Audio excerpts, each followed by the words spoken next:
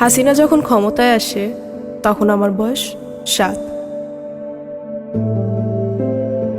তোমরাও হয়তো কেউ 8 অথবা কেউ 9। আমাদের ওই সময়ের ছবিগুলোর দিকে তাকালে বিস্মিত হতে হয়। এই ছবিগুলো দেখলে কি বোঝা যায় এরাই একদিন পৃথিবীর নিকৃষ্টতম ফ্যাসিস্টদের একজনকে বিদায় করবে? অবিশ্বাস্য, বাট উই ডিড ইট।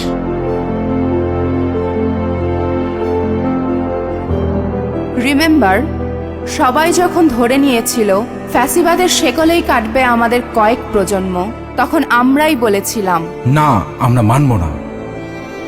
যখন অনেকে মেনেই নিয়েছিল গোলামিই আমাদের নিয়তি, তখন আমরা বলেছিলাম আজাদি আজাদি। আজাদি।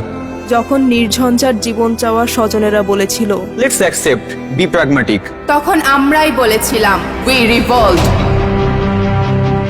যখন অনেকেই বলল উপায় কি, তখন আমরা উপায় হয়ে দাঁড়িয়ে গেলাম পর্বত সম। বললাম বুকের ভেতর অনেক ঝড়, বুক পেতেছি গুলি কর। আমরাই ছিলাম বিপ্লব, আমরাই অভ্যুত্থান। এবার বিপ্লবের দ্বিতীয় ধাপ আমাদের সামনে। একদিনে 2 ভোট। সংসদ নির্বাচনে ভোট দিয়ে আমরা ঠিক করব কেমন সরকার চাই। একই সাথে গণভোটে ভোট দিয়ে ঠিক করব ভবিষ্যতের বাংলাদেশ কেমন চাই। সংস্কার চাইলে গণভোটে হ্যাঁতে ভোট দিব, সংস্কার না চাইলে না।